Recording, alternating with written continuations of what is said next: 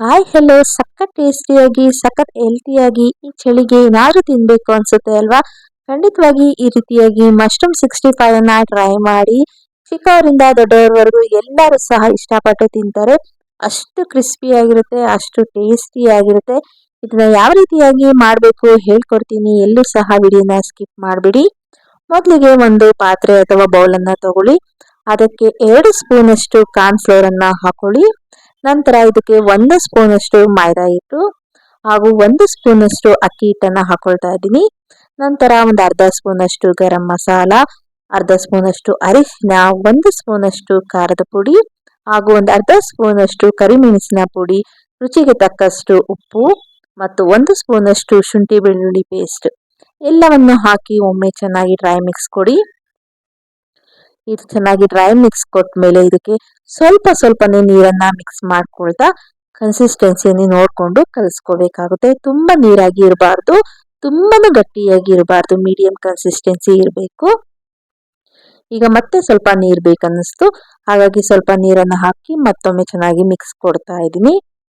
ನೀರನ್ನ ಒಂದೇ ಸರಿ ಹಾಕಕ್ ಹೋಗ್ಬಿಡಿ, ನೋಡ್ಕೊಂಡು ಹಾಕೊಳ್ಳಿ.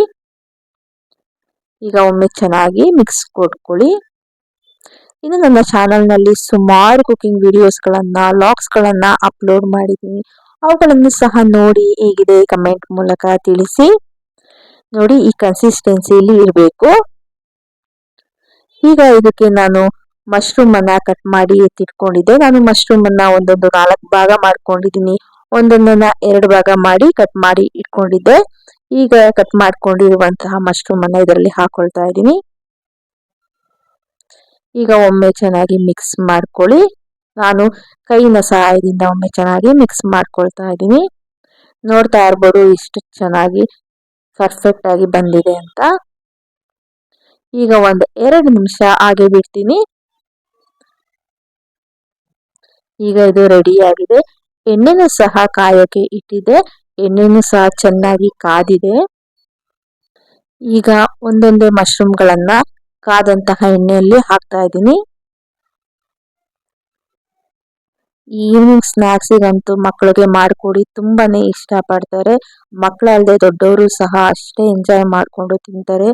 ತುಂಬಾನೇ ಕ್ರಿಸ್ಪಿಯಾಗಿರುತ್ತೆ, ತುಂಬಾನೇ ಸಾಫ್ಟ್ ಆಗಿರುತ್ತೆ, ಸಕ್ಕತ್ತಾಗಿರುತ್ತೆ. ತಿಂತಾ ಇದ್ರೆ ಮತ್ತೆ ಮತ್ತೆ ತಿಂತೀರಾ, ಅಷ್ಟು ರುಚಿಯಾಗಿರುತ್ತೆ. ಈಗ ಇದನ್ನ ಡೀಪ್ ಫ್ರೈ ಮಾಡಿಕೊಂಡು ಮಧ್ಯದಲ್ಲಿ ಸ್ವಲ್ಪ ಕರಿಬೇವನ್ನ ಹಾಕಿ ಡೀಪ್ ಫ್ರೈ ಮಾಡ್ಕೊಳ್ತಾ ಇದ್ದೀನಿ. ಈಗ ಪರ್ಫೆಕ್ಟ್ ಆಗಿ ಇದು ಫ್ರೈ ಆಗಿದೆ. ಈಗ ಇದನ್ನ ಹೊರಗಡೆ ತೆಗಿತಾ ಇದ್ದೀನಿ. ಇದೇ ರೀತಿಯಾಗಿ ಎಲ್ಲವನ್ನು ಸಹ ಫ್ರೈ ಮಾಡ್ಕೋಬೇಕಾಗುತ್ತೆ. ನೋಡ್ತಾ ಇರ್ಬೋದು ಎಷ್ಟು ಚೆನ್ನಾಗಿ ಕಾಣಿಸ್ತಾ ಇದೆ ಅಂತ.